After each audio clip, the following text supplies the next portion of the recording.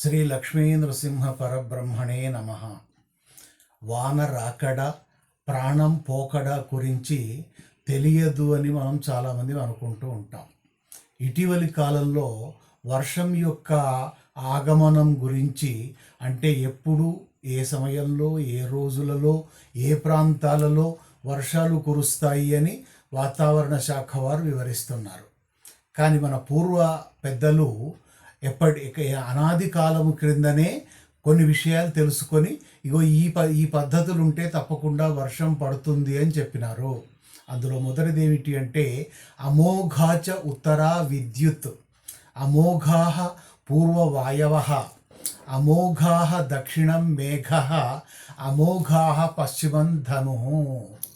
ఉత్తరం గనక మెరిసినట్టయితే తప్పకుండా వర్షం పడుతుంది అని, అమోఘా పూర్వ వాయవ, తూర్పు వైపు నుండి గనక గాలులు వీచినట్టయితే వర్షం కురుస్తుంది అని, అలాగే దక్షిణం మేఘ, దక్షిణ దిశ నుండి గనక మేఘాలు ఉత్తరం వైపు నడిచినట్టయితే వర్షం కురుస్తుంది అని, అదేవిధంగా పశ్చిమం ధను, పడమటి వైపు గనక ఇంద్రధనుస్సు వేసినట్టయితే వర్షం కురుస్తుంది అని, దీన్ని మన పెద్దలు ఏనాడో కనుక్కొని వాతావరణ శాఖలాగా మనకు ఒక చక్కని సమాచారాన్ని అందించినారు. అట్లాగే పెద్దలు చెప్పిన మరొక మంచి సూక్తి ఏమిటి అంటే హరిణాపి హరేణాపి బ్రహ్మణాపి సురైరపి లలాట లిఖిత రేఖ పరిమార్ష్టం నశక్యతే. చాలామంది మనలో ఏమంటాము అంటే ఏదైనా జరిగింది అంటే ఏం చేస్తాం, నా విధి రాత, నా తల వ్రాత అంటాం.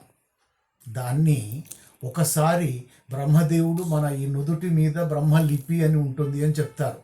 ఆ ఒకసారి బ్రహ్మదేవుడు ఆ లిపిని రాసినాడు అంటే హరిణా అపి హరేణ అపి బ్రహ్మణా అపి సురైహి అపి, విష్ణువు వల్ల కానీ, శివుడి వల్ల కానీ, చివరికి ఆ బ్రహ్మదేవుడి వల్ల కానీ, దేవతల వల్ల కానీ లలాట లిఖిత రేఖ, ఈ నుదుటి మీద రాయబడినటువంటి ఆ అక్షరాలు అంటే మన తల రాత అనేది పరిమార్ష్టం నశక్యతే, ఎవరి వల్ల దాన్ని మార్చటం లేక చెడగొట్టడం అనేది ఎవరి వల్ల కాదు.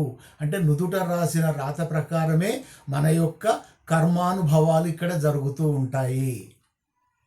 ఇక పెద్దలు చెప్పిన మరొక సూక్తి ఏమిటి అంటే దుర్జనం ప్రథమం వందే సజ్జనం తదనంతరం ముఖ ప్రక్షాళనాత్ పూర్వం గుద ప్రక్షాళనం యథా. మనం ఎక్కడికైనా వెళ్ళినప్పుడు ఒక దుర్మార్గుడు ఒక సన్మార్గుడు కనిపించినాడు అనుకోండి, ఉత్తముడు చెడ్డవాడు కనిపించినప్పుడు మొట్టమొదట దుర్జనం ప్రథమం వందే, దుర్మార్గునికే మొట్టమొదట నమస్కారం చేయాలట, అయ్యా నమస్కారము అని. సజ్జనం తదనంతరం, ఉత్తముడైన వాడికి, మంచి వ్యక్తికి ఆ తర్వాత నమస్కరించాలి. దానికి ఉదాహరణ ఏం చెప్తారు అంటే ముఖ ప్రక్షాళనాత్ పూర్వం, మనం నిద్రలేచిన తర్వాత ముఖ ప్రక్షాళనాత్ పూర్వం, దంతధావనం కంటే ముందు గుద ప్రక్షాళనం యథా, బాత్రూమ్కు టాయిలెట్కు వెళ్ళి కడుక్కుంటాం కదా, వస్తాం కదా, శుభ్రం చేసుకుంటాం కదా, ఆ రకంగా మొట్టమొదట బాత్రూమ్కి వెళ్ళినట్టుగా దుర్మార్గుడికి మొదట నమస్కరించాలి, సన్మార్గుడికి తర్వాత నమస్కరించాలి అనేది పెద్దలు చెప్పినటువంటి సూక్తి. ఈ రకమైన నియమాలు పాటించినట్టయితే మనకు ఏ విధమైన ఇబ్బంది ఉండదు. లోకా సమస్తా సుఖినో భవంతో.